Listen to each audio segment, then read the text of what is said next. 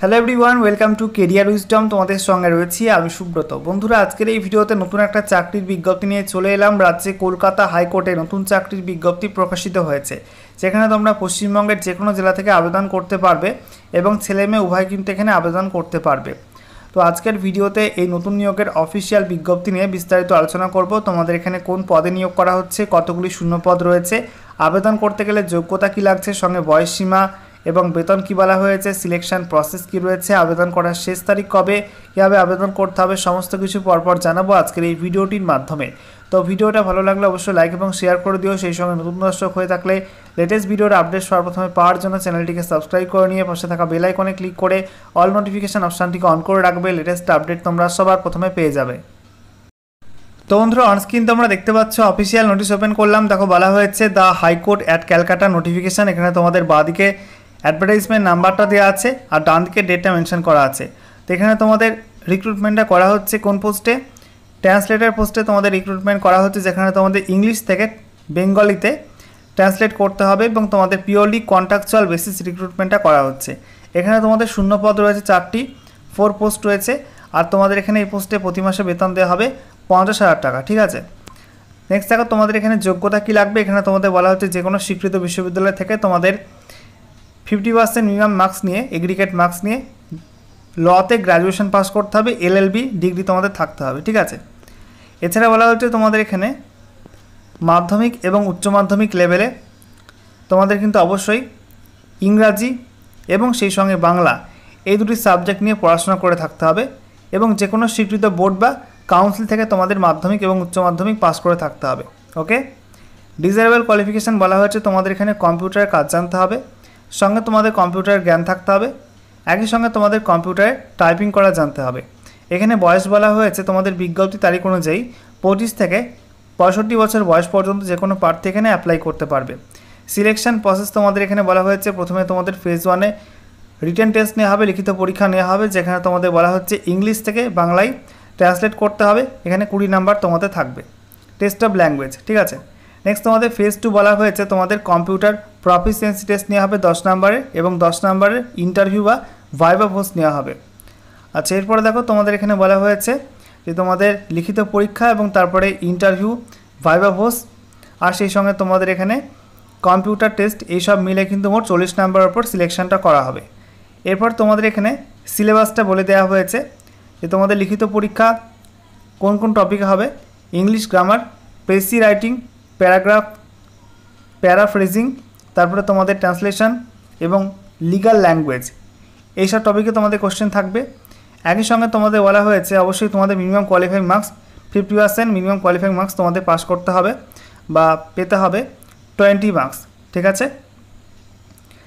একই সঙ্গে তোমাদের এখানে বলা হয়েছে ফিজ, তোমাদের ফিজ লাগবে 600 টাকা। অ্যাপ্লাই করতে গেলে তোমাদের অ্যাপ্লিকেশন ফিজটা পেমেন্ট করতে হবে ইন্ডিয়ান পোস্টাল অর্ডারের মাধ্যমে এবং তোমাদের পোস্টাল অর্ডার পারচেস করতে হবে বিজ্ঞপ্তি প্রকাশের তারিখের পরের তারিখে। ঠিক আছে। এবং তোমাদের বলা হচ্ছে and drawn in favour of হতে হবে the registered general high court Calcutta এবং পেয়েবেল হতে হবে GPO কলকাতায়। ঠিক আছে। নেক্সট দেখো তোমাদের এখানে বলা হয়েছে তোমাদের অ্যাপ্লিকেশন প্রসিডিওর। এখানে অফলাইনে অ্যাপ্লাই করতে হবে এবং অফলাইনে অ্যাপ্লাই করতে গেলে তোমাদের একটা ফর্ম তৈরি করতে হবে। সেই ফর্মটির মধ্যে তোমাদের কী কী ডকুমেন্ট, কী কী পয়েন্ট মেনশন করতে হবে সেগুলো এখানে পরপর উল্লেখ করা আছে। বলা হচ্ছে তোমাদের প্রথমে নাম এন্ট্রি করতে হবে বড় হাতের অক্ষরে, বাবার নাম বা তোমাদের বিবাহিত মহিলা হয়ে থাকলে স্বামীর নাম, তারপর date of birth, address, present address, permanent address, pin code সহ। তারপরে তোমাদের বলা হচ্ছে মোবাইল নাম্বার, একই সঙ্গে তোমাদের ইমেল আইডি, শিক্ষাগত যোগ্যতা ডিটেলস, কম্পিউটার নলেজ সার্টিফিকেট, ঠিক আছে, তার ডিটেলস, সেই সঙ্গে তোমাদের অ্যাপ্লিকেশন ফিস সেই সংক্রান্ত ইনফরমেশান এবং তোমাদের বলা হচ্ছে অ্যাপ্লিকেশন ফর্মটি নিচে ডান দিকে নিচে তোমাদের সিগনেচার করতে হবে।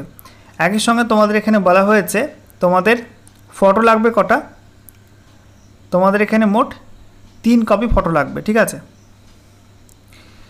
এবং তোমাদের ফটোগুলো কিন্তু পাসপোর্ট সাইজ হতে হবে, কালার ফটো, এবং ফটোগুলো তোমাদের সেলফ অ্যাটাস্টেড হতে হবে। একটা ফটো তোমরা অ্যাপ্লিকেশন ফর্মে ওপরে ডান দিকে কোনায় লাগিয়ে দেবে, এটা ফর্ম হলে ডান দিকে ওপরে কোনায় এরম জায়গায় ফটো লাগাবে। ঠিক আছে। আর দুটো ফটো, এক্সট্রা দুটো ফটো তোমরা অ্যাপ্লিকেশন ফর্মের সঙ্গে স্ট্যাপেল করে দেবে। এছাড়া তোমাদের দুটি সেলফ অ্যাড্রেস এনভেলপ লাগবে।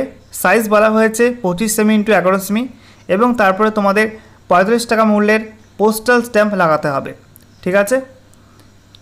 আচ্ছা, এরপরে দেখো তোমাদের বলা হয়েছে মাধ্যমিকের সার্টিফিকেট বা অ্যাডমিট কার্ড, সঙ্গে তোমাদের মাধ্যমিক উচ্চ মাধ্যমিকের মার্কশিট সার্টিফিকেট এবং তোমাদের LLB ডিগ্রি সার্টিফিকেট মার্কশিট এবং সেই সঙ্গে তোমাদের পোস্টাল অর্ডার, এই সমস্ত ডকুমেন্ট লাগবে।